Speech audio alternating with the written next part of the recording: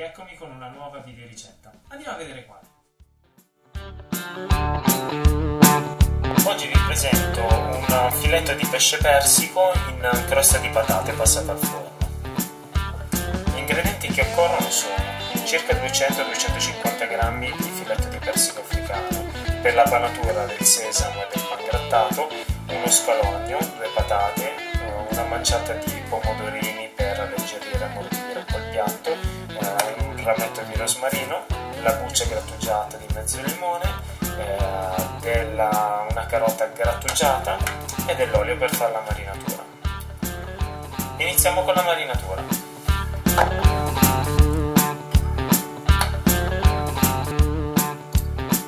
Versiamo all'interno una ciotola abbastanza caliente l'olio, un pizzico di sale, del pepe,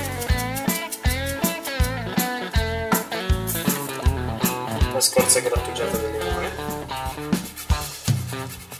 la carota,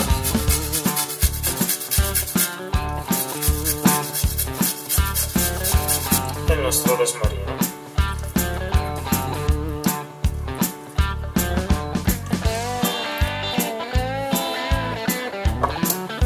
Aggiungiamo un altro po' di olio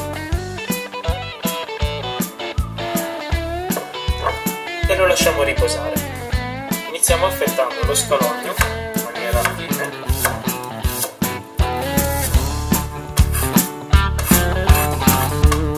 le patate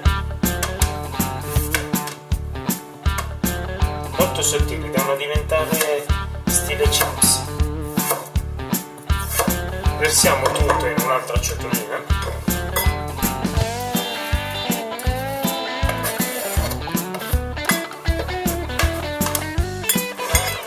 Aggiungiamo anche qui un po' di sale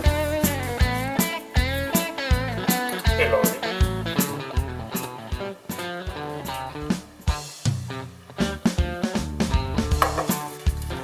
Foderiamo una pirofila di vetro, possibilmente la carta da forno. Iniziamo con il letto di patate e scalogno. Abbiamo fatto marinare il nostro persico, adesso facciamo la panatura.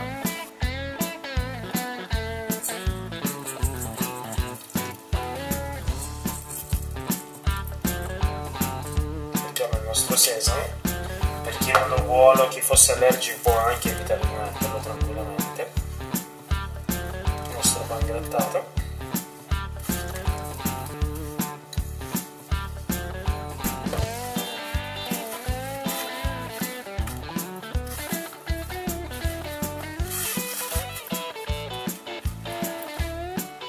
e lo mettiamo sulle patate.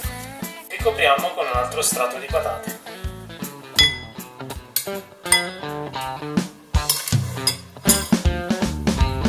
Bene, a questo punto recuperiamo il pangrattato che era in eccesso avanzato e lo mettiamo su.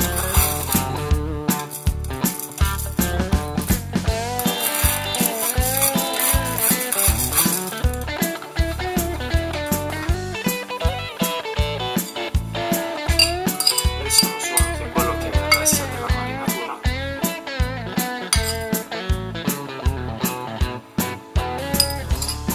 Scorza di limone grattugiata, la carota grattugiata,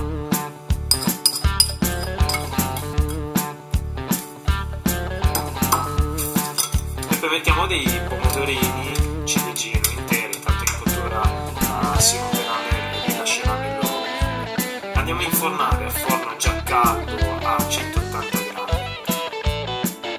Il piatto è pronto, ha cotto in forno per 35 minuti, a forno a 180 gradi, forno ventilato. Per il forno tradizionale a gas ci vorrà 5-6 minuti in più, se non anche 10.